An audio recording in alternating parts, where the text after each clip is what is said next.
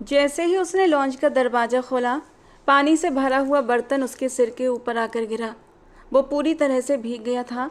थोड़ी ही देर में उसके कजन की मंगनी का फंक्शन शुरू होने वाला था और वो हवेली में अपनी बाकी कजन्स को लेने के लिए आया था। भीगने की वजह से उसका हुलिया पूरी तरह ख़राब हो चुका था। खूबसूरती से बनाया गया हेयर स्टाइल पानी की बाल्टी ने बर्बाद कर दिया था। महंगे कपड़े जो उसने कितने चाव से मंगनी के लिए ख़रीदे थे, अब सबका सत्यानाश हो चुका था। चमचमाते जूते पानी से भर चुके थे। गुस्से के मारे उसके माथे की रगें उभरने लगी थीं। मुट्ठियां कसकर जोर से बंद की थीं।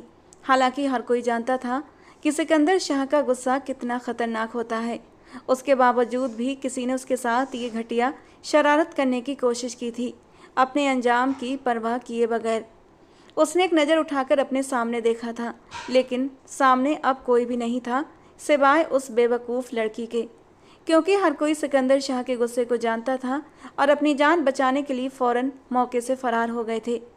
ये मंजर देखकर वहाँ से बाकी लोग तो चले गए थे, मगर फारिया अभी तक अपनी जगह पर जमी खड़ी थी। या तो वो हद से ज़्यादा मासूम थी, या फिर वो इतना ज़्यादा डर गई थी कि उसके दिमाग ने काम करना बंद कर दिया था और सिकंदर शाह का गुस्सा सहने के लिए उसके सामने ही खड़ी थी। हैरानी और बेयकीनी के मिले जुले हाव भाव लिए उसने बेसाख्ता अपना हाथ अपने लबों पर रख दिया। वो सिकंदर भाई, मैं वो ये सब मैं। अगले ही पल उसकी बड़ी बड़ी आंखों में आंसू चमकने लगे थे और हकलाते हुए अपनी सफाई देने की कोशिश कर रही थी, लेकिन शब्द उसकी ज़बान से पूरे पूरे नहीं निकल रहे थे। और जब कुछ बोलने में असमर्थ रही तो नज़र झुकाकर खड़ी हो गई और अपने होठों को दांतों से कुचलते हुए जख्मी करने लगी।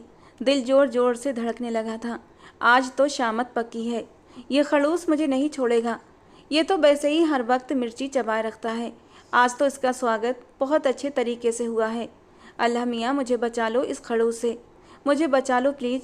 वो गुलाबी होठों को कुचलती हुई मन ही मन अल्लाह से दुआएं मांग रही थी, लेकिन कुछ दुआएं इतनी जल्दी कबूल थोड़ी होती हैं।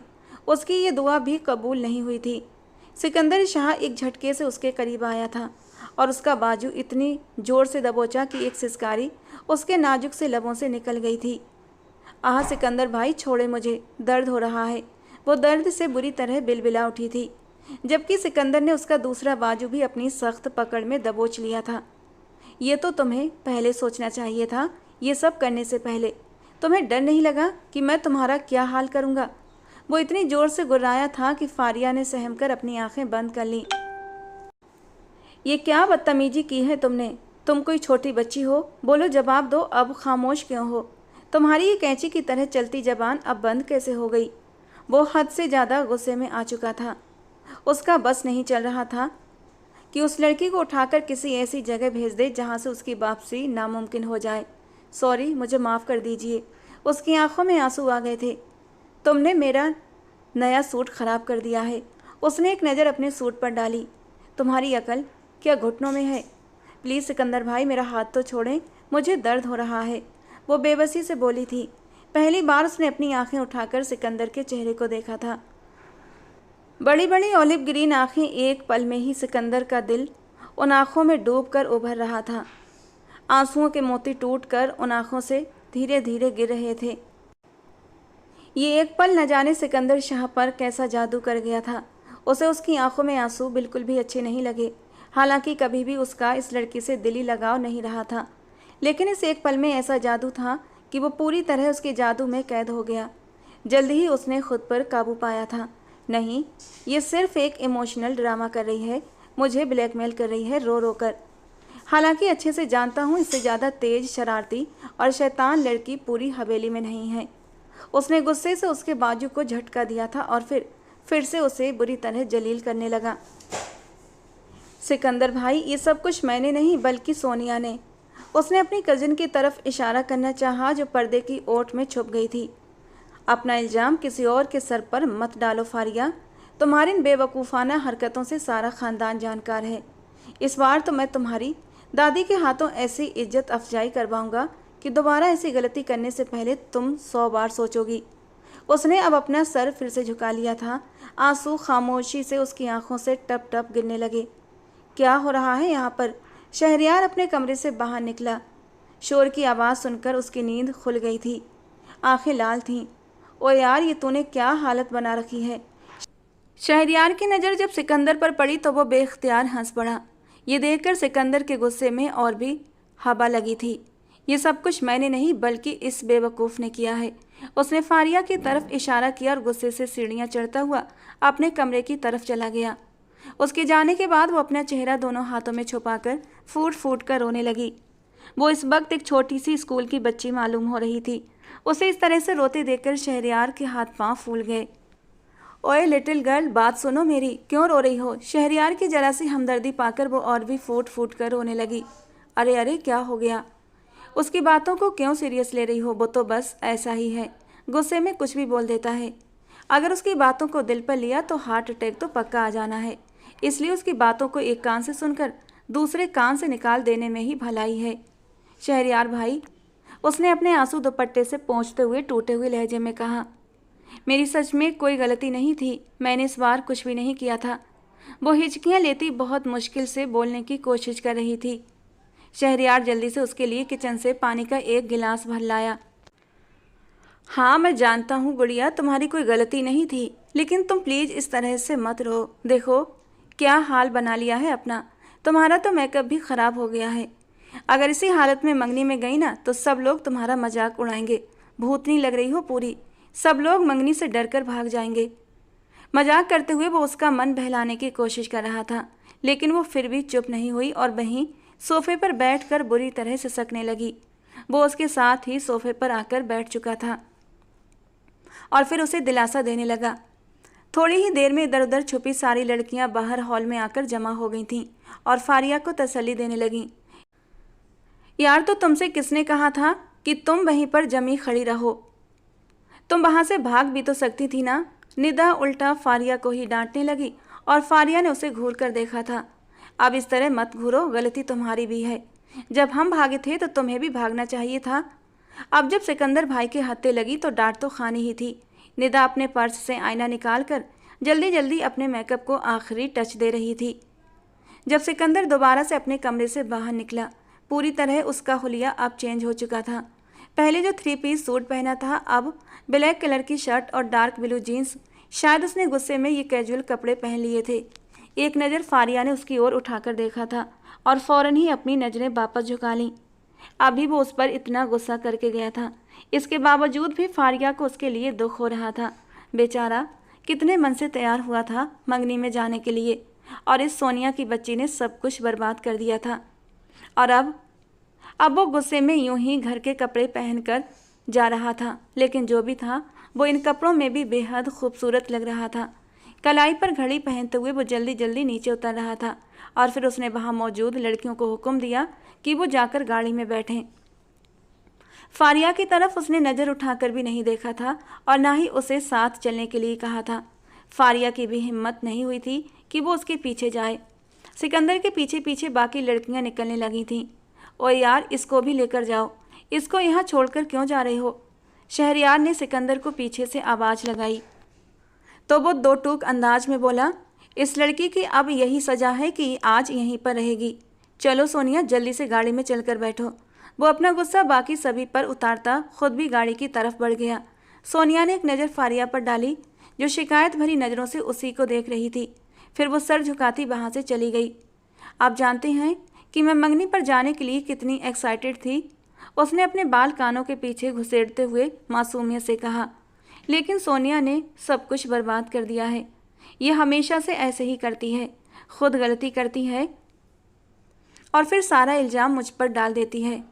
और शहरयार से बेहतर उस लड़की को कौन जान सकता था। सोनिया हद से ज़्यादा चालाक लड़की थी, जो हमेशा दूसरों के कंधे पर रखकर बंदूक चलाती थी। यूनिवर्सिटी में भी उसने बहुत से अफेयर्स चलाए हुए थे, जिसकी वजह से शहरयार को उससे नफरत होती थी। तो तुम्हें कौन कहता है कि तुम उससे दोस्ती करो और उसके साथ उठो बैठो। मैं खुद नहीं जाती हूँ, वो मुझे अपने साथ ज़बरदस्ती लेकर जाती है। उसने फिर से निगाहें झुकाते हुए कहा, कहीं ऐसा तो नहीं कि वो तुम्हारे सिकंदर भाई में दिलचस्पी ले रही हो। उसने मासूमियत से आंखें टिमटिमाते हुए कहा, आप सच कह रहे हैं? क्या वाकई ऐसा है? हाँ, ऐसा हो भी सकता है, क्योंकि जितना वो उसके पीछे घूमती है और जितना उसके इर्द गिर्द मर्दाती है, मुझे तो भाई यही कहानी लग रही है। और फारिया की आंखें किसी ख्याल के तहत चमकने लगी थीं। जल्दी से आंसू पोंछते हुए वो शहरयार की ओर घूम कर बैठी। चेहरा जो पहले उदास होने लगा था अब खुशी से खिल उठा था। अगर ऐसा हो जाता है तो बहुत मज़ा आएगा, क्योंकि सोनिया फिर पूरी जिंदगी सिकंदर भाई को इसी तरह से तंग करती रहेगी और उनकी ज़िंदगी को जहन्नुम बनाकर रख देगी। बहुत गुस्सा करते हैं ना, देखना सोनिया उन्हें तीर की तरह सीधा कर देगी। बहुत मज़ा आएगा उन्हें गुस्से में जलते भुनते देखकर। मुझे तो सच में बहुत खुशी होगी। उसने अपनी नाक सूं सूं करते हुए मासूमियत से कहा तो वो उसके अंदाज पर खिलखिलाकर हंस पड़ा। अच्छा, अभी फ़िलहाल तो तुम्हारे सिकंदर भाई तो तुम्हें यहीं पर छोड़कर चले गए हैं। मेरी भी नींद ख़राब कर दी उस जलील इंसान ने। अब हवेली में कोई दूसरी गाड़ी भी मौजूद नहीं। बताओ अब हम क्या करें? वो उसकी तरफ सवालिया अंदाज से देखने लगा। कोई बात नहीं शहरयार भाई, हम कोई गेम खेल लेते हैं। रात को मैं उस खड़ूस की दादी से बहुत डांट लगवाऊंगी। देखना आप दादी उसे कितना डांटेंगी। एक दादी का ही तो सहारा था उसके लिए, वरना इस हवेली में कोई भी उसका अपना नहीं था। जिसके अपने माँ बाप नहीं होते, ये दुनिया उसके लिए सबसे पहले पराई हो जाती है। और फारिया के लिए भी ऐसा ही था। बस एक दादी उसके लिए मेहरबान साया थीं, जो नरम गरम धूप से उसे बचा कर रखती थीं। उसे इतनी मोहब्बत और अपनापन देती कि वो अपने माँ बाप के गम को भुला देती थी। लेकिन इस सब के बावजूद भी कोई न कोई आकर उसका दिल तोड़ ही जाता था। क्या आपको कैरम बोर्ड खेलना आता है? वो एकदम खुश होकर बोली। हाँ, मैं खेल तो लेता हूँ, मगर तुम्हें पहले ही वार्निंग दे रहा हूँ कि तुम मुझसे हार जाओगी और फिर बाद में बैठकर रोना शुरू कर दोगी। अरे शहरयार भाई, आपने मुझे क्या समझ लिया है? मैं इतनी भी डरपोक नहीं हूँ, मैं बहुत ही बहादुर हूँ। वो तो मैंने देख ही लिया है। और हाँ, मुझे शहरयार भाई कहकर मत पुकारा करो, मुझे बड़े बुजुर्गों जैसी फीलिंग आती है। तो मुझे मेरे नाम से पुकारा करो। अगर आंटी जी ने सुन लिया तो वो बहुत गुस्सा करेंगी। उसने कानों को हाथ लगाते हुए कहा। नहीं नहीं, वो कुछ भी नहीं करेंगी। मेरी मम्मा जितनी सख्त नज़र आती हैं वो उतनी सख्त नहीं है। वो बहुत ही चिल औरत है, तुम बेफिक्र हो जाओ। वो उसको एक बार फिर से पुरसुकून कर चुका था और अब वो दोनों ही बैठे कैरम बोर्ड खेल रहे थे। शहरयार की नज़र बार बार भटककर उसके चेहरे की ओर जाती और फिर उसके गालों पर मौजूद तिल पर रुक जाती। रो रोकर उसने अपना चेहरा गुलाबी कर लिया था, आंखें भी गुलाबी हो रही थीं। इस रूप में वो और भी ज़्यादा हसीन लग रही थी। पहली बार उसका दिल तेज़ी से धड़कने लगा था। वो तो उस लड़की को एक छोटी सी बच्ची समझता था, लेकिन आज उसके जज्बात ही बदल गए थे।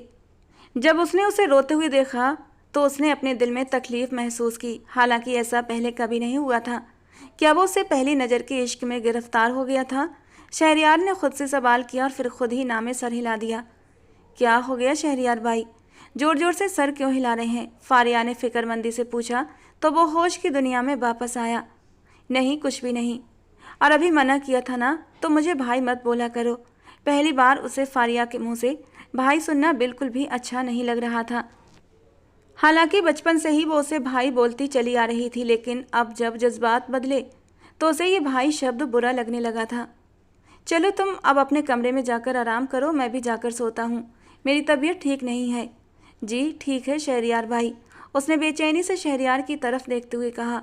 वो एक बार फिर से भूल कर उसे भाई बोल चुकी थी, मगर इस बार शहरयार ने भी गौर नहीं किया, क्योंकि वो अपनी फीलिंग्स के हाथों बहुत ज़्यादा परेशान हो चुका था। उसे अंदाज़ा था कि अगर वो यहाँ पर कुछ देर और रुका तो अपनी नज़रों को बहकने से रोक नहीं पाएगा, और वो उसकी नज़रों में गिरना नहीं चाहता था, क्योंकि वो समझता था फारिया एक मासूम सी लड़की है। 18 साल की वो लड़की अपनी उम्र की लड़कियों से बिल्कुल अलग थी। ना तो उसे जमाने की चालाकियाँ आती थीं और ना ही उसे मर्दों को अपनी तरफ लुभाना आता था, मगर इसके बावजूद भी अल्लाह ताला ने उसे इस कदर हुस्न से नवाजा था कि जो भी उसे देखता वो उसका दीवाना हो जाता था। तुम मंगनी पर क्यों नहीं आई? क्या घर पर रहने का बहुत शौक है? उसको लॉन्ज में बैठे अभी बस थोड़ी ही देर गुजरी थी कि उसे एक जानी पहचानी सी आवाज़ अपने पीछे से सुनाई दी। वो अपनी जगह पर एकदम उछल पड़ी थी। बेयकीनी से सिकंदर के चेहरे की ओर देखने लगी, जो एक बार फिर से वहीं पर मौजूद था। आप यहाँ पर? वो एक बार फिर से सहम चुकी थी। यानी इस इंसान का एक बार गुस्सा करने से मन नहीं भरा जो दोबारा आ गया। उसे अपनी गलती पर अफसोस हुआ। क्या ज़रूरत थी यहाँ पर बैठे रहने की? चुपचाप कमरे में जाकर लेट जाती तो दोबारा से इसके गुस्से को सहना नहीं पड़ता। दिल ही दिल में सोचते हुए वो खुद को ही बुरा भला कहने लगी। चलो जल्दी से, दादी तुम्हारा इंतजार कर रही हैं, उसने निगाहें चुराते हुए कहा। हालांकि दादी जान ने फारिया के बारे में कोई सवाल नहीं किया था, क्योंकि उन्हें पता ही नहीं था कि फारिया आई भी है या नहीं। वो तो शायद यही समझ रही थी कि बाकी लड़कियों के साथ मौज मस्ती में बिजी होगी, और इसीलिए उन्होंने सिकंदर से कोई सवाल जवाब नहीं किया था फारिया को लेकर। उसे खुद ही अपनी गलती का एहसास हो गया था, क्योंकि ये तो उसे भी पता था कि फारिया इस फंक्शन को लेकर कितनी ज़्यादा एक्साइटेड थी। कितने दिनों पहले से वो इस मंगनी के लिए तैयारियां कर रही थी।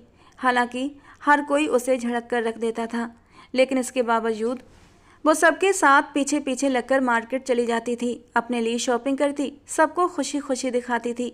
लेकिन सब लोग बस ऊपरी नज़र डालकर अपने अपने कामों में बिजी हो जाते, और वो मासूम इतनी सी बात पर ही खुश हो जाती थी। यह एहसास था सिकंदर को, और इसीलिए वो वापस आ गया था। चाह कर भी वो उसकी इस छोटी सी खुशी को उससे छीनना नहीं चाहता था। आपने तो कहा था कि आप मर जाएंगे, मगर मुझे लेने के लिए नहीं आएंगे, उसने आंखें टिमटिमाते हुए कहा।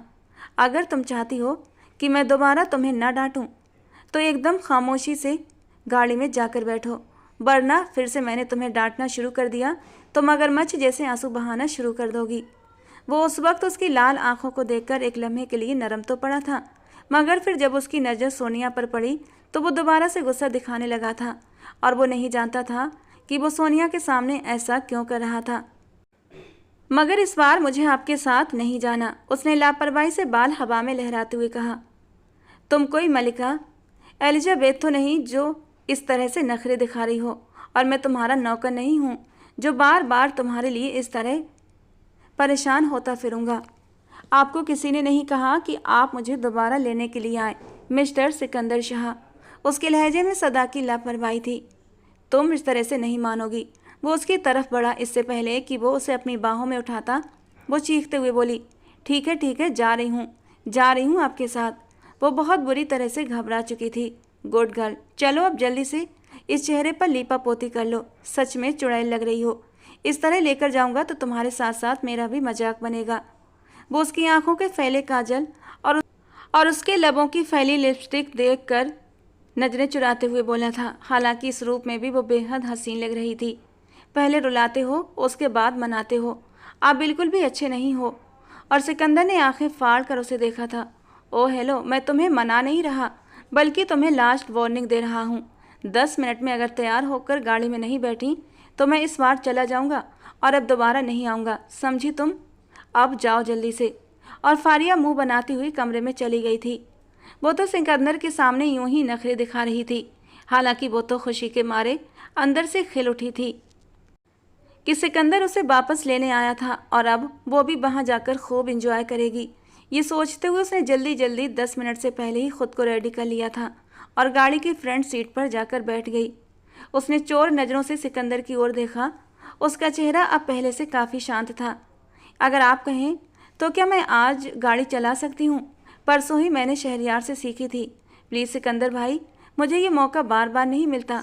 बस 10 मिनट ही गाड़ी चलाऊंगी, फिर आप ले लीजिएगा। उसने गाड़ी की चाबी की ओर बड़े ही उम्मीद भरे अंदाज में हाथ बढ़ाया था।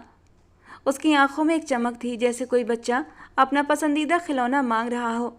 सिकंदर ने अपनी भौहें चढ़ाई और उसे देखा, जैसे उसकी मानसिक हालत पर शक हो गया हो।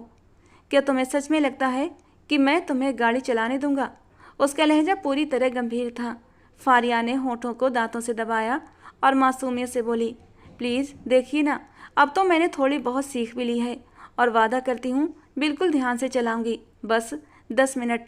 सिकंदर ने दोनों हाथ सीने पर बांधे और गहरी सांस लेते हुए बोला, तुम्हें तो ब्रेक और एक्सीलेटर के बारे में भी कुछ नहीं पता है, और कहती हो कि गाड़ी चलाओगी। फारिया ने झट से जवाब दिया, अब तो पता है, मुझे शहरयार ने सब बता दिया था, और वैसे भी अगर कभी मुझे कुछ हो गया ना, तो फिर आपने ही कहना है। काश मैं उसे जी भरकर जीने देता, उस मासूम की छोटी सी खुशी पूरी कर देता। फारिया ने बड़े ही ड्रामाई अंदाज में कहा था, और सिकंदर ने उसे घूर कर देखा। अरे वाह, अब इमोशनल ड्रामा भी आ गया तुम में। तुम तो धीरे धीरे पूरी सीरियल बनती जा रही हो। हिंदी ड्रामों का कुछ ज़्यादा ही असर हो रहा है तुम्हारे छोटे से दिमाग पर। सीट बेल्ट बांधो और आराम से बैठो। कोई भी आदमी एक दिन में गाड़ी चलाना नहीं सीख सकता। मगर मैं सीख गई हूँ, वो आखिरी उम्मीद से सिकंदर को देखते हुए बोली। मुझे फ़िलहाल मरने का कोई शौक़ नहीं। जिस दिन मेरा मन मरने का मूड हुआ, मैं अपनी ज़िंदगी से परेशान हो गया, तो उस दिन मैं तुम्हें कॉल करके बुला लूँगा। फिर हम दोनों लॉन्ग ड्राइव पर चलेंगे। उस दिन तुम अपना ये शौक़ भी पूरा कर लेना। वो खुलेआम उसका मजाक बना रहा था। आप मेरी ड्राइविंग को चैलेंज कर रहे हैं, क्योंकि मैं तुम्हें अच्छी तरह जानता हूँ। 10th में कितने नंबर आए थे तुम्हारे? और ये सवाल सुनकर वो अपना मुंह खिड़की की ओर मोड़ चुकी थी, क्योंकि मैट्रिक में वो 3 पेपर्स में फेल हो गई थी, जिन्हें वो अभी तक क्लियर नहीं कर पाई थी। ज़रूरी नहीं है कि इंसान हर चीज़ में परफेक्ट हो, लेकिन मेरी जान, तुम किसी भी चीज़ में परफेक्ट नहीं हो। वो अनजाने में ही उसे मेरी जान बोल गया था। ये बात उसने तो नोट नहीं की, मगर फारिया का दिल तेज़ी से धड़का था।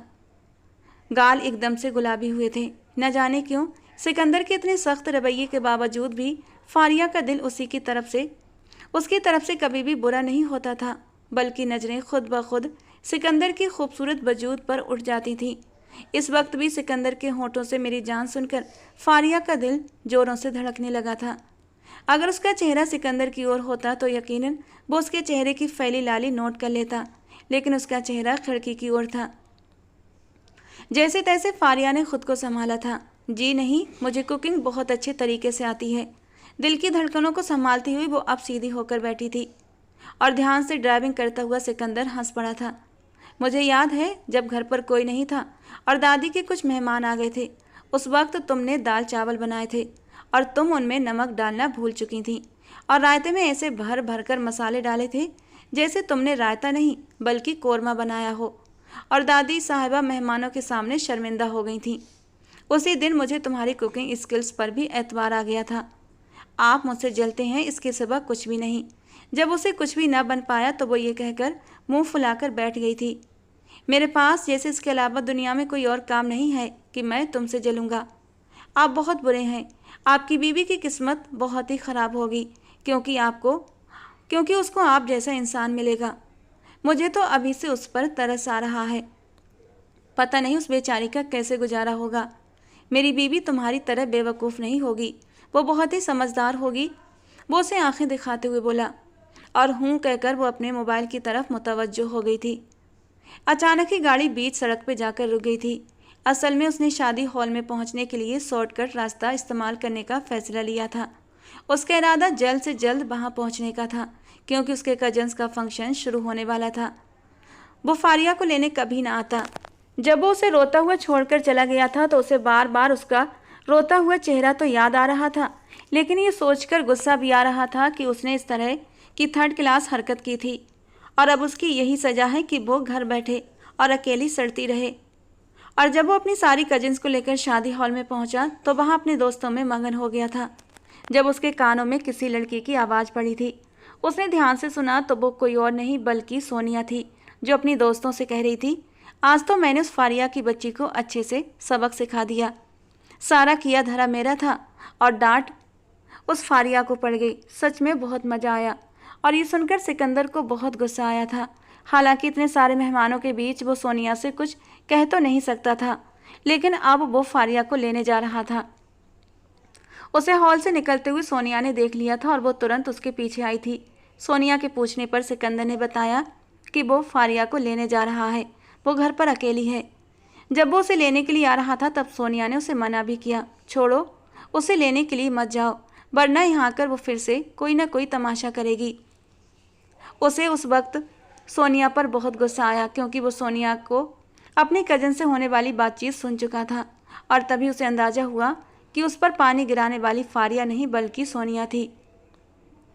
वो सब कुछ उसे सामने लाकर खुद जाकर छुप गई थी। बेचारी फारिया पर इल्ज़ाम आ गया था। यही वजह थी कि वो अपनी गलती का सुधार करने के लिए उसे दोबारा से हवेली लेने आया था। और फिर जब सोनिया ने उसे रुकने के लिए कहा तो उसे भी सख्त सुनाकर वहाँ से चला गया। ये क्या हो गया? गाड़ी इस तरह अचानक क्यों रुक गई? सिकंदर भाई, क्या हम यहाँ पर फंस गए हैं? अल्लाह जी, अब क्या होगा? ये इलाका तो बहुत ही ख़तरनाक है। अगर यहाँ पर चोर आ गए तो?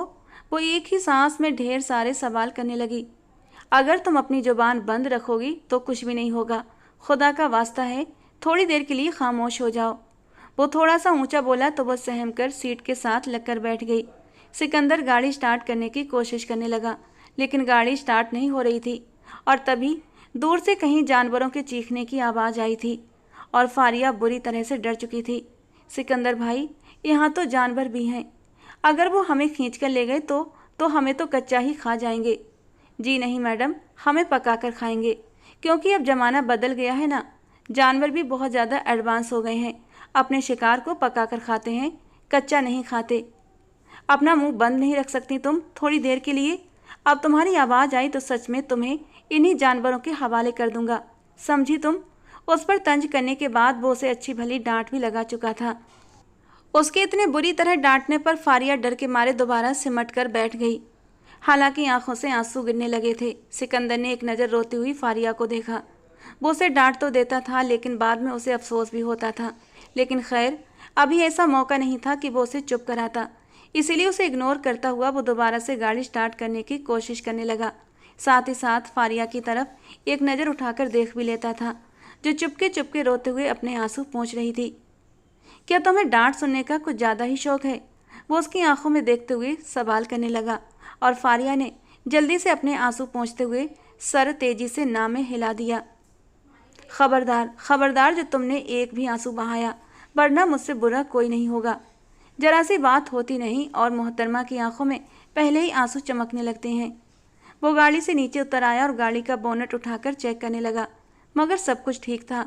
अचानक ही उसकी नज़र पिछले टायर पर पड़ी, जो पंक्चर हो गया था। शिट यार, ये क्या हुआ? इस नई मुसीबत पर वो बुरी तरह परेशान हुआ था। आसपास का इलाका भी ऐसा था कि कहीं कोई मदद के लिए भी नहीं मिल सकता था। अब वो बुरी तरह पछताया कि शॉर्टकट के चक्कर में उसने अपने लिए खुद ही मुसीबत मोल ले ली थी। अगर अकेला होता तो कुछ भी करके यहाँ से निकल जाता, लेकिन फारिया के साथ वो पैदल कहाँ तक जाता? वो तो 2 कदम चलते ही थक जाती, इतनी नाजुक सी थी। हालांकि मेन रोड पर जाने के लिए भी काफ़ी दूर पैदल चलना पड़ता, ऊपर से जंगली इलाका था, और फारिया तो जानवर की एक चीख पर ही जानवर से ज़्यादा बुरी तरह चीखने लगी थी।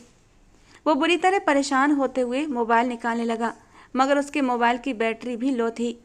इससे पहले कि वो फारिया से मोबाइल मांगता, उसे ऐसा महसूस हुआ कि जैसे उसके पीछे कोई खड़ा है। पहली बार सिकंदर का दिल जोर से धड़का था। अनहोनी का एहसास उसे बुरी तरह होने लगा। हिम्मत करके उसने जरा सी गर्दन मोड़कर पीछे देखा तो वो कोई और नहीं बल्कि एक नकाबपोश इंसान था, जिसने हाथ में पिस्टल उठा रखी थी। और अब इस नई मुसीबत पर सिकंदर एक गहरा सांस लेकर रह गया था। एक के बाद एक मुसीबत उसके सर आती चली जा रही थी। किसी भी तरह की चालाकी करने की कोशिश नहीं करना। नकाबपोश आदमी चिल्लाते हुए बोला था, तुम्हारे पास जो कुछ भी है जल्दी से बाहर निकालो। और उसके साथ ही उसे अगला हुक्म सुना दिया था, ठीक है, मैं निकालने के लिए तैयार हूँ। ये कहकर वो अपने हाथ में पहने घड़ी निकालने लगा। उसे आइडिया हो गया था ये कोई छोटे मोटे चोर हैं, सामान लेकर यहाँ से चले जाएंगे। फारिया के रहते वो इन लोगों से झगड़ा मोल लेना नहीं चाहता था, वरना उन्हें एक झटके में धूल चटा सकता था। वो गिनती में 4 थे। एक ने उसके ऊपर पिस्टल तानी हुई थी तो 2 इधर उधर खड़े आसपास नज़र रखे हुए थे, जबकि चौथे आदमी को वो पिस्तौल वाला आदमी कह चुका था कि जाकर गाड़ी में चेक कर, कुछ ना कुछ गाड़ी में भी मिल जाएगा। उसकी बात सुनकर वो चौथा आदमी गाड़ी की ओर बढ़ा था। दरवाज़ा खोलकर अंदर झांका ही था कि वापस बाहर आया, बॉस, यहाँ तो एक बहुत ही हसीन लड़की बैठी हुई है, यानी हमारी रात का भी बंदोबस्त हो गया है। उसके दोस्त ने गाड़ी में बैठी हुई फारिया को ललचाई नज़रों से देखते हुए खबासत भरे अंदाज में कहा, जबकि फारिया अपने आप में सिमट गई थी। डर के मारे उसका दिल जोरों से धड़कने लगा था। पसीने की बूंदें उसके चेहरे पर झलकने लगीं। खबरदार, जो तुमने उस लड़की को हाथ भी लगाया, तो तुम लोग जो भी मांग रहे हो वो मैं देने के लिए तैयार हूँ। लड़की से दूर रहना, वरना मैं तुम्हें अपना वो रूप दिखाऊंगा जो मैं तुम्हें दिखाना नहीं चाहता। उस आदमी के मुंह से फारिया के लिए गलत शब्द सुनकर सिकंदर का पारा गुस्से से हाई हो चुका था। जो भी था वो उसकी इज्जत थी और उसकी जिम्मेदारी भी। उसका फ़र्ज बनता था कि वो इस लड़की को बखैरो आफियत उसकी मंजिल तक पहुंचाए। अरे शेरा, इतना गुस्सा क्यों हो रहा है? जितनी वो तेरी सगी उतनी हमारी भी है। हम उसे कोई तकलीफ नहीं पहुंचाएंगे। ऐसी खूबसूरत लड़की को तो फूलों की तरह छुआ जाता है। अब वो पिस्तौल वाला आदमी जरा सा गाड़ी में जाते हुए शैतानी हंसी हंसा था। फिर सिकंदर के बेहद करीब आता हुआ शैतानियत से बोला, चल मैं तुझे छोड़ देता हूँ, तुझसे कुछ भी नहीं मांगता, बल्कि तुझ पर एक और एहसान करता हूँ, तुझे जख्मी भी नहीं करूँगा, तुझे जिंदा छोड़ दूँगा। बस उस लड़की को हमारे हवाले कर दे और खामोशी से यहाँ से दफ़ा हो जा। और हाँ, हीरोगिरी दिखाने की ज़रूरत नहीं है। ये शब्द सुनकर फारिया बुरी तरह सहम गई। सिकंदर के लिए वो कौन सी अपनी थी? न कोई उसकी रिश्तेदार थी, न कोई वो उससे इश्क करता था जो उसके लिए अपनी जान को ख़तरे में डालता। फारिया को अपनी जान और इज्जत दोनों ही ख़तरे में महसूस हुए थे, और अपने आप को बचाने के लिए अब मुझे ही खुद कुछ करना पड़ेगा। उसने जल्दी से अपना छोटा सा दिमाग चलाना शुरू कर दिया, क्योंकि उसे सिकंदर पर बिल्कुल भी भरोसा नहीं था। जिस तरह सिकंदर उस पर हर वक्त चीखता चिल्लाता था और गुस्सा करता था, फारिया को यही लगा अब उसे जान छुड़ाकर वो यहाँ से चला जाएगा। ये ख्याल आते ही उसने बिना देर किए गाड़ी से निकलकर भागना शुरू कर दिया। अरे पकड़, लड़की भाग रही है। नकाबपोश आदमी ने अपने आदमी का ध्यान उसकी तरफ किया तो सिकंदर ने मौका पाते ही एक जोरदार मुक्का उसकी नाक पर मारा था। पिस्टल उसके हाथ से छूटकर ज़मीन पर गिर चुकी थी और वो दर्द से कराहने लगा। अपने साथी की हालत देखकर दूसरे आदमी भी सिकंदर की ओर झपटे, मगर थोड़ी ही देर में सिकंदर उन सब की हालत ख़राब कर चुका था। उसकी मजबूत लंबी चौड़ी कद काठी के आगे वो चारों 2 मिनट भी टिक नहीं पाए थे। अब ज़मीन पर पड़े बुरी तरह करा रहे थे और अपनी जान की भीख मांग रहे थे, जबकि सिकंदर ने उन सबको वहीं छोड़ा और उस दिशा की ओर दौड़ा जिधर फारिया भागी थी। लेकिन उसका दूर दूर तक कहीं नामो निशान नहीं था। अब उसे फारिया पर सख्त गुस्सा आ रहा था, जिसने बिना सोचे समझे वहाँ से भागना शुरू कर दिया था। ये बेवकूफ़ लड़की आज मेरे हाथों जान से जाएगी, उसने दांत पीसते हुए कहा। वो अब उसे ऊंची ऊंची आवाज़ों में पुकार रहा था, फारिया, फारिया कहाँ हो तुम?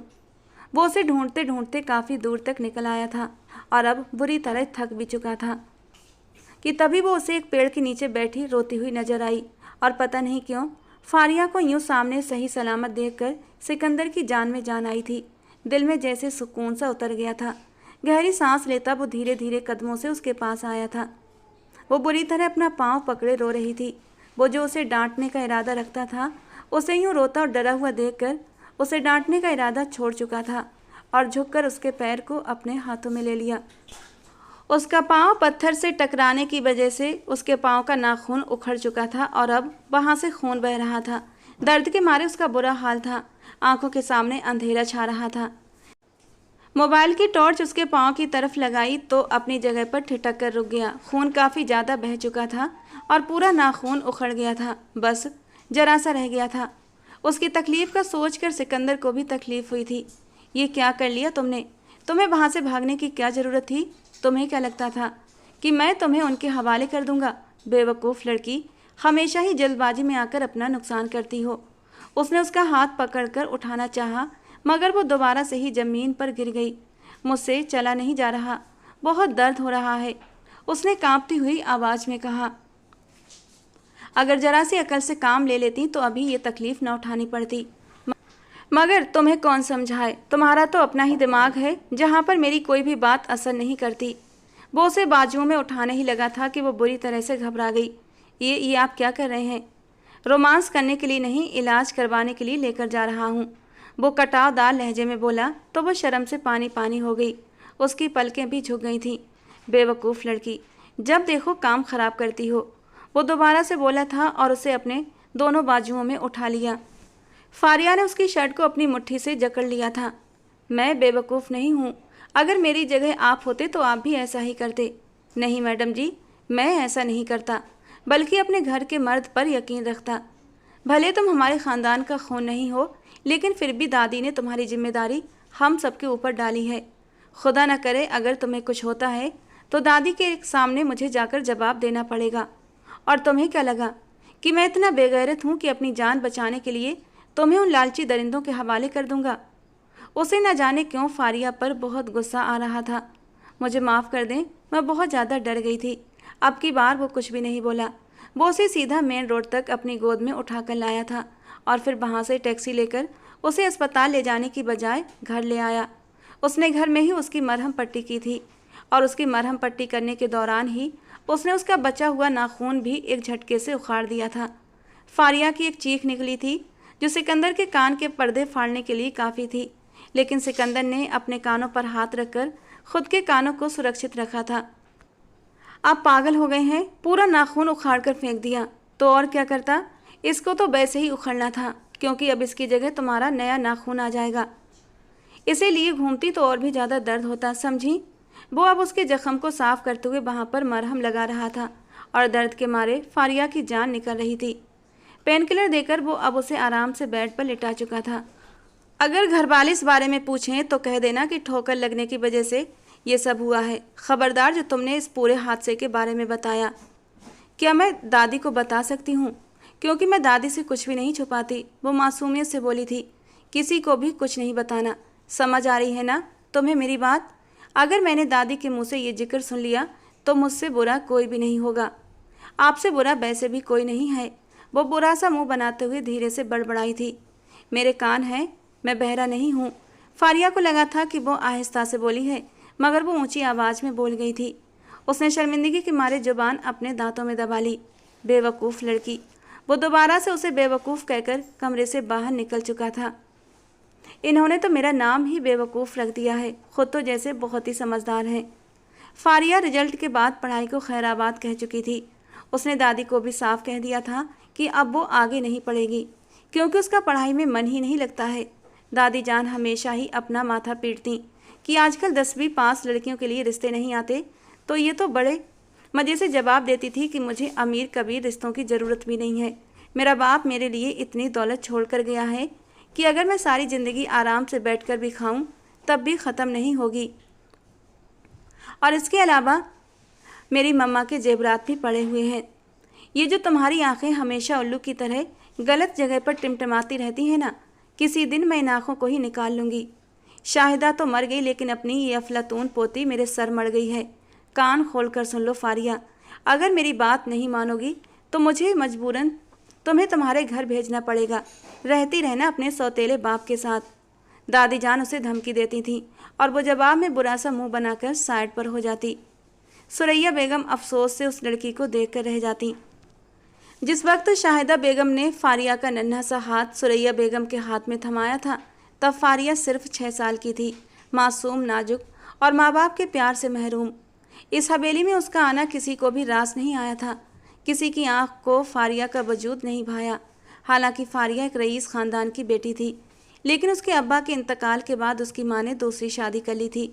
फारिया अपनी दादी के साथ रहने लगी और जब दादी का आखिरी वक्त आया तो उन्होंने अपनी बचपन की सहेली सुरैया बेगम को अपने पास बुलाया था और नम आँखों से फारिया का हाथ उसके हाथ पर रखते हुए कहा, मेरी फारिया अब तुम्हारी अमानत है सुरैया, इसे कभी अकेला मत छोड़ना।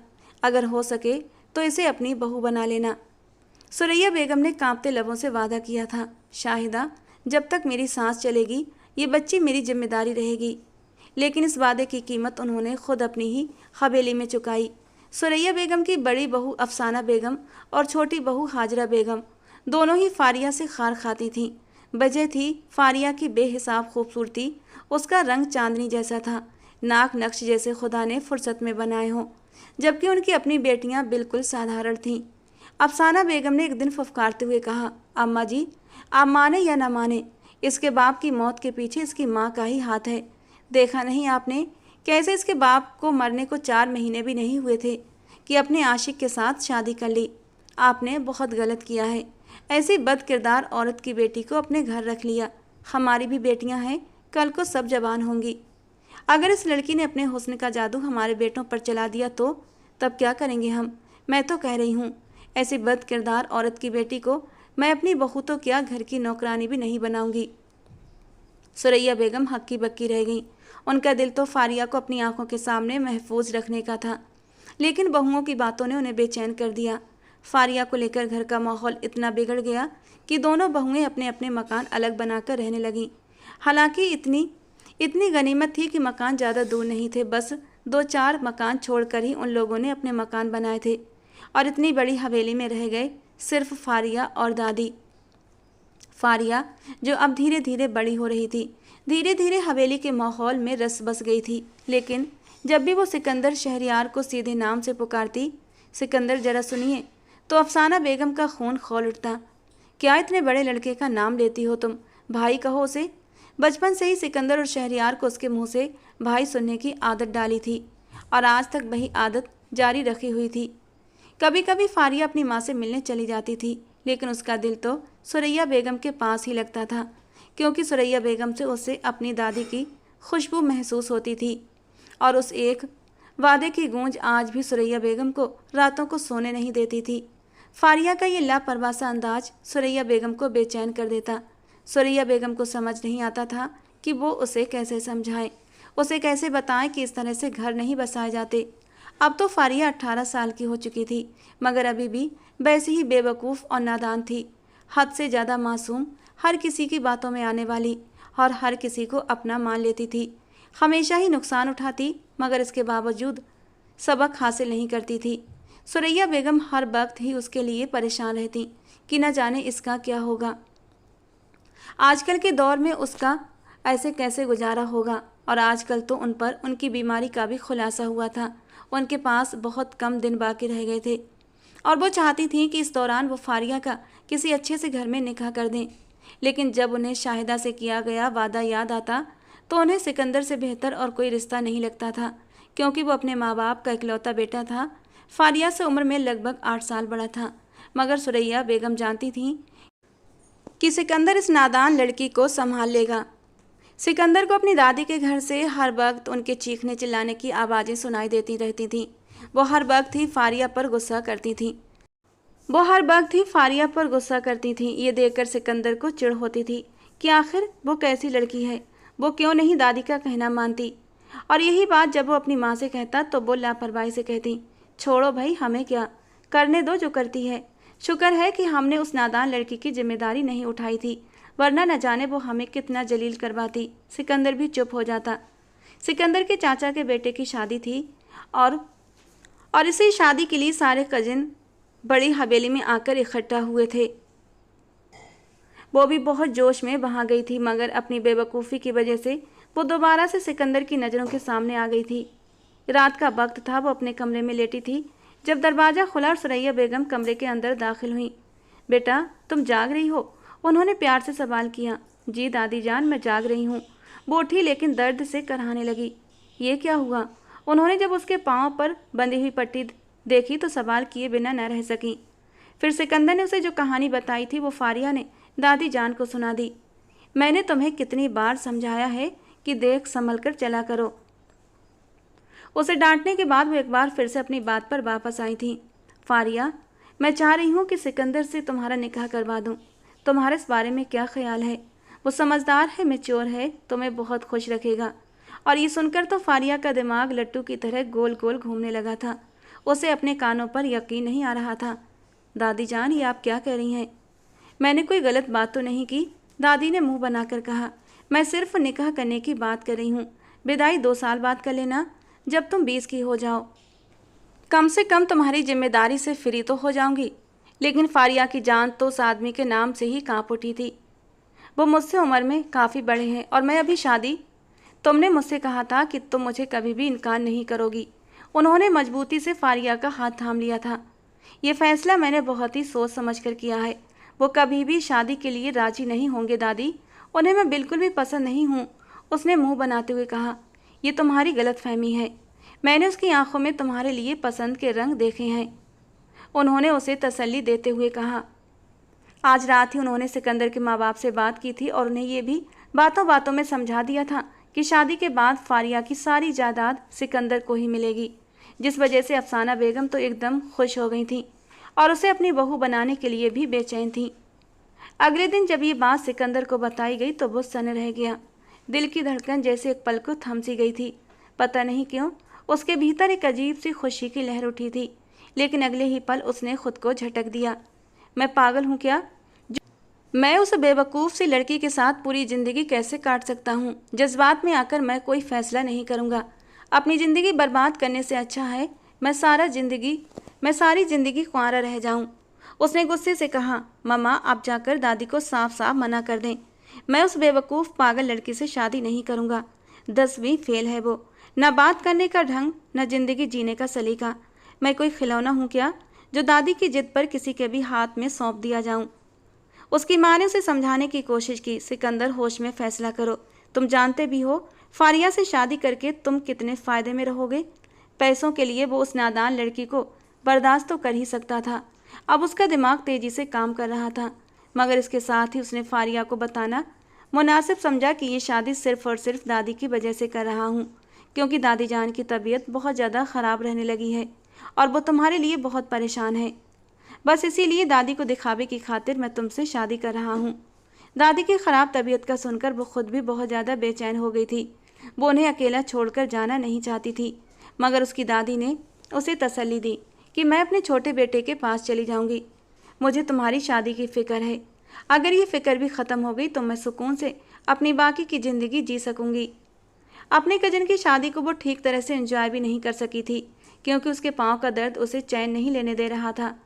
दूसरी तरफ जब शहरयार को उसकी शादी के बारे में पता चला तो उसने बहुत बाबेला मचाया, मगर किसी ने भी उसकी बात नहीं सुनी। चंद ही दिनों में सिकंदर के साथ उसका निकाह हो गया था। वो दुल्हन बनी उसके कमरे में बैठी थी।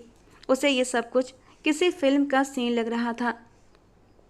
अपनी गुस्सीली तबीयत के बावजूद भी सिकंदर कहीं न कहीं फारिया के दिल में बसता था, और आज वो सचमुच उसके नाम से जुड़ चुकी थी। यह एहसास अंदर ही अंदर फारिया को सुकून दे रहा था, लेकिन वो सिकंदर के हवाले से डर भी रही थी। हर वक्त तो गुस्सा करते हैं, जब देखो डांटते रहते हैं। अब जब शादी हो गई तब तो मुझे मारने से भी बाज नहीं आएंगे, लेकिन मैं भी फारिया हूँ। अगर उन्होंने मुझे मारा तो मैं भी पीछे नहीं हटूंगी, अपने नाखूनों से उनका मुंह नोच लूँगी। दूसरी तरफ सिकंदर अपने दिल में कुछ बदलता हुआ महसूस कर रहा था। अब उसे उस लड़की से चिढ़ नहीं होती थी, बल्कि वो लड़की उसे प्यारी और दिल के करीब लगती थी। आज जब उसने उसका दुल्हन बना रूप देखा तो वो हर तरह का वादा भूल गया था। उसकी माँ ने उसे सख्ती से मना किया था, मैं इस लड़की से तुम्हारी औलाद नहीं चाहती। बद किरदार माँ की बद किरदार लड़की, उसकी कोख से तुम्हारी औलाद पैदा करवाकर मैं अपने ख़ानदान की नस्ल को गंदा नहीं करना चाहती। इसे सिर्फ और सिर्फ दौलत के लिए इस घर में लाया गया है। जैसे ही तुम्हारी दादी जान का इंतकाल होगा तुम इस लड़की को छोड़ दोगे और मैं इसकी शादी कहीं और करवा दूंगी। उसकी मासूमियत से घायल होने की ज़रूरत नहीं है और ना ही उसके पास जाने की। वो अपनी माँ की कही हुई सारी बातें भूल चुका था। उसने बहुत ही आहिस्तगी से उसका दुपट्टा उसके सर से सरकाया और उसके माथे पर अपने सुलगते होंठ रख दिए। उसके गर्दन में मुंह दिखाई की चैन पहनाते हुए उसकी मुलायम गर्दन को अपनी उंगलियों से छू गया। बहुत प्यारी लग रही हो। वो आंखों में मदहोशी के रंग लिए उसके चेहरे के हर नक्श को छू रहा था। हर वक्त तो गुस्सा करने वाले इंसान के मुंह से ये प्यार भरी बातें फारिया को बिल्कुल भी हजम नहीं हो रही थीं। वो तो कुछ और ही सोचे बैठी थी, लेकिन सिकंदर तो उस पर अपनी चाहतें लुटा रहा था। उसके चेहरे को अपने हाथों के प्याले में भरते हुए उसकी कांच जैसी ग्रीन आंखों में झांकने लगा और फिर बेख्तियार अपने होंठ एक एक करके उसकी दोनों आंखों पर रख दिए। वो एकदम ही बेचैन हो गई थी। सिकंदर उसके मुंह से एकदम निकला, मगर जल्दी ही सिकंदर ने उसके होठों पर उंगली रख दी। खुदा का वास्ता है, निकाह तो ख़राब ना करो। सिकंदर ने मासूमियत से उसके चेहरे की तरफ देखते हुए कहा, आपने तो कहा था ये सब कुछ सिर्फ और सिर्फ एक ड्रामा होगा, दादी को दिखाने की खातिर। मुझे तुम्हारी आवाज़ ना आए। अब जब इतनी खूबसूरत बीवी इतने करीब हो तो कौन कम बख्त होगा जो इस शादी को ड्रामे का नाम देगा। मैं तुम्हारे करीब आना चाहता हूँ फारिया, तुम्हारे हुस्न में डूब जाना चाहता हूँ। पहली बार एहसास हुआ कि इस दिल को तुम्हारे होने से ही सुकून मिलता है। यकीन ना हो तो छूकर महसूस करो, तुम्हारी कुर्बत की चाह में कैसे ज़ोर ज़ोर से धड़क रहा है। उसने फारिया का हाथ उठाकर अपने सीने पर रख दिया और फारिया तो शर्म के मारे अपनी पलकें झुका गई थी। धीरे धीरे वो उसकी भारी ज्वेलरी उतारने लगा था और जब हाथ ब्लाउज की डोरियों पर गए तो फारिया एकदम से सिमट गई। ये मैं खुद उतार लूँगी। और उसकी इस हालत पर सिकंदर ज़ोर से हंस पड़ा था। क्या फ़र्क पड़ता है, ओपन तो तुम्हें आज की रात हो ही जाना है, सब कुछ मेरे सामने खुलकर आ जाना है। वो एक आँख दबाते हुए बोला और एक झटके से डोरियों को खोल दिया और फारिया ब्लाउज के सरकते ही शर्माकर उसके चौड़े सीने में समा गई। उसे अपनी बाहों में भर लिया था उसने और फिर हाथ पीछे ले जाते हुए उसके हुक भी खोल गया। अब उसकी उंगलियां फारिया के नाजुक वजूद पर फिसलने लगीं। धीरे से उसने फारिया को तकिए पर लिटाया। लैंप की रोशनी मध्यम करता वो उसकी धड़कनों से हर पर्दा हटा गया और अगले ही पल उसकी मुलायम धड़कनों पर आता हुआ बुरी तरह जुनूनी हुआ था और अगले ही पल उसकी मुलायम धड़कनों को अपने दांतों में लेता हुआ हल्के से दबा गया और फारिया बुरी तरह मचल उठी थी। उसके पहलू में लेटता हुआ वो उसे अपने सीने से चिपका गया। सिकंदर, दादी सो तो गई होंगी ना? अचानक से दादी का ख्याल आया तो वो सिकंदर से पूछ बैठी। क्यों? तुम क्यों पूछ रही हो? वो उसके बालों में चेहरा छुपाते हुए उसकी खुशबुओं को महसूस करने लगा। सिकंदर, दादी सोने से पहले मुझे अपने पैरों की मालिश करवाती हैं, तभी उन्हें नींद आती है। मुझे लगता है कि दादी के सोने तक मुझे दादी के पास रुकना चाहिए। वो एकदम बेचैन हुई थी और सिकंदर का जी चाहा अपना सर पीट ले। बेवकूफ़ लड़की, आज तुम्हारी सुहागरात है, कुछ तो ख्याल करो। जाइए, मैं आपसे बात नहीं करती। उसने मुंह बिसूरते हुए सिकंदर से दूर हटने की कोशिश की, लेकिन सिकंदर ने उसे खुद में और भी जोर से भींच लिया। आज की रात नाराज़ होने का बिल्कुल भी हक नहीं है मेरी जान, वो उसे अपने लबों से छूते हुए बोला। आप मुझे हर वक्त बेवकूफ़ कहते हैं और मुझे अच्छा नहीं लगता। सॉरी बाबा, आज से नहीं कहूँगा। सच्ची? वो एकदम खुश हुई थी, एकदम सच्ची मुच्ची। और पता है क्यों? क्योंकि कल से ही तुम दोबारा से पढ़ाई शुरू कर रही हो। तुम्हारा एडमिशन कराऊंगा मैं, और इस बार तुमने पास होकर दिखाना पड़ेगा, समझी तुम? सिकंदर, ये पढ़ाई बढ़ाई मुझसे नहीं होती, मैंने नहीं पढ़ना। पढ़ना तो तुम्हें पड़ेगा, वरना तुम फिर से मेरा गुस्से वाला रूप देखोगी। कहते हुए वो उसके नरम मुलायम होठों पर झुक चुका था और इतनी शिद्दत से उसका जाम पीने लगा कि वो बुरी तरह से तड़पती उसके कॉलर को पकड़ गई। जैसे जैसे रात सरकती जा रही थी वो उसमें मगन होता जा रहा था। वो अपनी माँ की हर बात को भुला चुका था। उसे सिर्फ इतना पता था कि उसकी बाहों में एक बहुत ही प्यारी, खूबसूरत और एकदम अनछुई लड़की मौजूद है। एक मर्द को इससे ज़्यादा और क्या चाहिए होता है कि उसकी बीवी खूबसूरत हो और शरीफ हो। उसे भी वही लड़की मिल चुकी थी। और जहाँ तक उसके निकम्मे होने का सवाल था, तो अब सिकंदर को इस चीज़ से कोई फ़र्क नहीं पड़ता था। जब वो सुबह सोकर उठा तो वो खुद को चादर के जरिए छुपाने की कोशिशों में बुरी तरह हलकान हो रही थी। सिकंदर ने उसका बाजू पकड़कर दोबारा से उसे अपनी ओर खींच लिया तो वो उसके सीने से जा लगी। सिकंदर, प्लीज़ ना करें, मैं पूरी रात सो नहीं पाई हूँ, वो मुंह बनाते हुए बोली। तो मेरी जान, ये तो कुछ भी नहीं है। अब तो तुम्हें हर रात यूं ही जागते हुए गुजारनी पड़ेगी। और शादी की रातों में कौन बदबख्त सोता है? वो उसे जानबूझकर तंग कर रहा था क्योंकि जानता था कि वो नींद की कितनी पक्की है। नहीं, वो एकदम से चिल्ला उठी। सिकंदर ने बेसाख्ता उसके लबों पर हाथ रख दिया। क्यों चिल्लाकर दूसरों को गलतफहमी में डाल रही हो? जहाँ पर चिल्लाना था तब तो तुम चिल्लाई नहीं थी, बल्कि मीठी मीठी सिसकियाँ लेते हुए मुझे और भी मदहोश कर रही थी। और अब? वो उसकी आंखों में देखते हुए शरारत से बोला तो वो एकदम फिर से शर्मा गई थी। आप बहुत ही बेशर्म हैं। अभी तो तुमने मेरी बेशर्मी देखी ही कहाँ है। इससे पहले कि वो एक बार फिर से उस पर झुकता, दरवाजे पर दस्तक हुई। वो उससे दूर हटी और भागकर वॉशरूम चली गई। सिकंदर ने जाकर दरवाज़ा खोला। उसके लबों पर फैली हुई मुस्कुराहट को देखकर उसकी माँ को थोड़ा अजीब लगा। क्या हुआ, सब ठीक तो है ना? क्या तुमने उसे उसकी औकात बता दी ना? उसकी माँ ने उसे सवाल करना शुरू कर दिए। क्या हो गया है मम्मा आपको? ये किस तरीके की बातें कर रही हैं? अगर मेहमानों ने सुन लिया तो हंगामा हो जाएगा, उसने बेजारी से कहा। तुम्हें मैंने जो कुछ कहा है वो याद रखना। खबरदार, खबरदार, जो तुमने उस लड़की को वो मकाम दिया। सिकंदर का दिल कर रहा था कि वो उन्हें बता दे कि वो उसे अपनी बीवी स्वीकार कर चुका है और वो उसकी मासूमियत के सामने हथियार फेंक चुका है, क्योंकि वो उसके साथ गलत करने की हिम्मत नहीं रख पाया। लेकिन फ़िलहाल वो चुप रहा था। आज दोनों का वलीमा था और उस पर खूब रूप चढ़ा था। सब लोग ही उसकी तारीफ़ कर रहे थे। सिकंदर के पहलू में बैठी वो बहुत ही प्यारी लग रही थी। जब वो शर्माती तो उस पर बेइंतहा प्यार आता था। सिकंदर का दिल कर रहा था कि उसे अपने अंदर कहीं छुपा ले, कि उसे किसी की नज़र न लग पाए। जब वो शहरियार को अपनी बीवी को देखते पाता तो उसके दिल में दर्द उठा। वो कमरे में शीशे के सामने खड़ी तैयार हो रही थी जब वो उसके पीछे जाकर खड़ा हुआ और अपने हाथ उसके आसपास लपेट लिए। तुमने मुझ पर ऐसा कौन सा जादू कर दिया है कि मुझे तुम्हारे अलावा कुछ नज़र ही नहीं आता? वो उसके कानों की लब को अपने दांतों में दबाते हुए बोला तो वो तड़प कर पीछे हटी। क्या करते हैं आप? क्या करता हूँ मैं? वो उसी के अंदाज में घबराए हुए लहजे में बोला तो न चाहते हुए भी वो मुस्कुरा पड़ी। आप मुझे तंग कर रहे हैं मेरी जान, ये तो कुछ भी नहीं है। तुमने अभी तक मुझे ठीक तरह से मौका ही कहाँ दिया है तंग करने का। जब दोगी तब मैं तुम्हें बताऊंगा। वो दोबारा से उसकी साड़ी का पल्लू हटाकर अपनी तरफ खींच चुका था। वो आंटी, वो एकदम से चिल्लाई तो एकदम से पीछे की तरफ हटा, लेकिन दरवाजे पर कोई भी नहीं था। अब तुम मुझसे नहीं बच सकती हो। वो उसके पीछे भागा, मगर इससे पहले कि वो उसे पकड़ पाता वो कमरे से भाग चुकी थी। दादी जान उसके पास आई हुई थी। तुम लोग हनीमून के लिए कहाँ जा रहे हो? इससे पहले कि उसकी माँ इनकार करती सिकंदर खुद ही बोल पड़ा। दादी जान, सोच रहा हूँ कि स्विट्जरलैंड चलते हैं, वहाँ का मौसम बहुत अच्छा है और व्यू भी बहुत प्यारा है। तुम इस बारे में क्या कहती हो? उसने फारिया से सवाल किया तो वो एक बार फिर से शर्मा गई और अफसाना बेगम गुस्से के मारे बल खाकर रह गईं। वो अपने बेटे के तेवर देखकर सब कुछ समझ रही थी। शाम का वक्त था। वो किचन में गई तो अचानक उसके हाथ से कांच का गिलास गलती से टूट गया और इसी बात पर उसकी माँ उसे जलील करने लगी। वो किचन में खड़ी फूट फूट कर रो रही थी। जब सिकंदर अंदर दाखिल हुआ तो उसे रोते देखकर बेचैन हो गया। क्या हो गया है मम्मा आपको?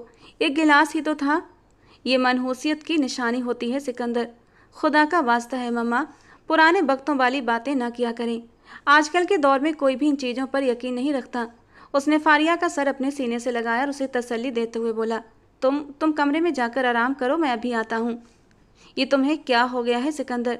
क्या तुम अपनी माँ की बातें भूल गए हो या फिर तुम्हारी बीवी तुम्हें अपने काबू में कर चुकी है? मुझे तुमसे ये उम्मीद नहीं थी कि तुम यूं नामर्दों की तरह डर जाओगे। खुदा का वास्ता है मम्मी, खामोश हो जाएं। आप ये किस तरह की बातें कर रही हैं? आपको अंदाज़ा भी है कि आप इस वक्त अपने बेटे से बात कर रही हैं? और जहाँ तक उस पर जुल्म करने का सवाल है तो माफ़ कीजिए, मैं ऐसा नहीं कर सकता। हाँ, मैं जानता हूँ कि दौलत की वजह से मैंने उससे निकाह करने की हामी भरी थी, लेकिन इस निकाह के पीछे कहीं ना कहीं मेरी फारिया के लिए मोहब्बत भी छुपी हुई थी। मुझे अब जाकर एहसास हुआ कि मैं फारिया से न जाने कब से मोहब्बत करता हूँ, लेकिन बस इस बात को मानने से इनकारी था। मगर जब मैंने उसकी आंखों में मासूमियत देखी तो मैं खुद को रोक नहीं पाया। मैं उसे अपनी बीवी तस्लीम कर चुका हूँ और मुझे उम्मीद है कि आप भी उसे अपनी बहू तस्लीम कर लेंगी। ऐसा कभी भी नहीं हो सकता है। तो फिर ठीक है, अगर आपने ऐसा न किया तो आप अपने बेटे को खो देंगी हमेशा हमेशा के लिए, क्योंकि अगर आपने उसे इज्जत ना दी तो मैं भी यहाँ पर नहीं रहूँगा। वो उसकी सारी बातें सुन चुकी थी। जब वो कमरे के अंदर दाखिल हुआ तो वो टूटे हुए लहजे में बोली, आपको अपनी माँ के साथ इस तरह से बात नहीं करनी चाहिए थी। आपको अपनी माँ की बात मान लेनी चाहिए थी। मेरा क्या है, मैं तो दोबारा दादी के पास चली जाती। वो सर झुकाए बोल रही थी। आंसू टप टप उसके गोद में रखे हाथों पर गिर रहे थे। मेरी माँ इस वक्त गलती पर है और मैं जानता हूँ कि बहुत जल्द उनको अपनी गलती का एहसास हो जाएगा, और अगर उन्होंने मुझे कभी भी कबूल न किया तो क्या आप मुझे छोड़ देंगे? वो मासूमियत से उसके चेहरे की तरफ देखते हुए बोली, मैं सांस लेना तो छोड़ सकता हूँ मेरी जान, मगर तुम्हें नहीं छोड़ सकता। वो उसे एक बार फिर से अपने सीने से लगा चुका था। उसकी माँ के लाख इनकार के बावजूद भी वो उसे लेकर अपने साथ लेकर स्विट्जरलैंड गया था। उन्होंने एक दूसरे के साथ बहुत अच्छा वक्त गुजारा। आज से पहले वो कभी भी घर से बाहर नहीं निकली थी, क्योंकि सुरैया बेगम ने उसे इजाज़त ही नहीं दी थी। अब वो उसके साथ बहुत बहुत ज़्यादा एंजॉय कर रही थी। वो छोटी छोटी बातें उसे शेयर करती, छोटे छोटे मोमेंट्स एंजॉय करती। जब सिकंदर उसे हंसता हुआ देखता तो उसे यूँ महसूस होता था जैसे उसे जमाने भर की खुशी मिल गई हो। उसने उसकी जायदाद में से एक फूटी कौड़ी भी नहीं ली थी, बल्कि सब कुछ उसके अकाउंट में ट्रांसफ़र कर दिया था, क्योंकि अब वो उससे सच्चा प्यार करने लगा था। और जब सिकंदर ने उसका एडमिशन करवाया तो फारिया ने बिल्कुल भी मना नहीं किया था।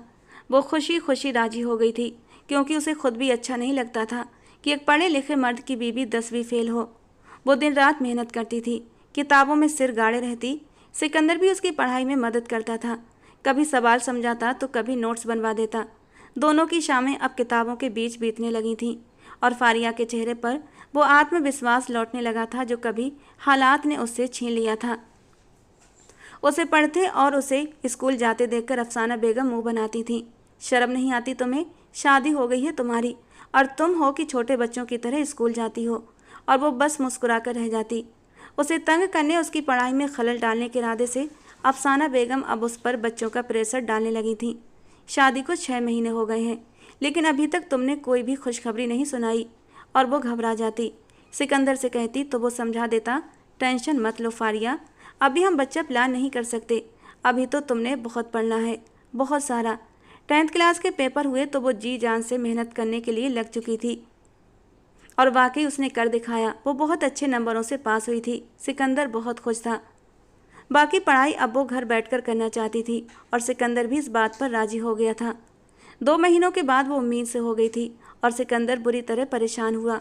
ये सब नहीं होना चाहिए था फारिया। तुम चिंता मत करो सिकंदर, मैं मैनेज कर लूँगी, तुम होना मेरे साथ। प्यार से उसने सिकंदर के कंधे पर सर रख दिया था। सिकंदर इस खबर से खुश तो था, लेकिन वो इतनी जल्दी बच्चा नहीं चाहता था। लेकिन शायद किस्मत को यही मंजूर था। सिकंदर की मोहब्बत ने उसे और भी निखार दिया था। और जहाँ तक दादी की बीमारी का सवाल था तो वो एक बार फिर से सेहतमंद हो गई थी। फारिया की सास को जब ये पता चला कि वो उनके पोते को इस दुनिया में ला रही है तो उन्होंने भी अपनी हर नाराज़गी ख़त्म कर दी और उसके अच्छे व्यवहार को देखते हुए उसे अपनी बहू स्वीकार कर ही लिया। फारिया को और क्या चाहिए था, अब वो अपनी ज़िंदगी में बहुत खुश थी। दोस्तों, आज की हमारी कहानी आपको कैसी लगी कमेंट बॉक्स में ज़रूर बताना। पसंद आई हो तो प्लीज़ लाइक करना। रोज़ एक नई और रोमांटिक कहानी के लिए हमारे चैनल को सब्सक्राइब करना। मिलते हैं दोस्तों अगली किसी नई कहानी के साथ।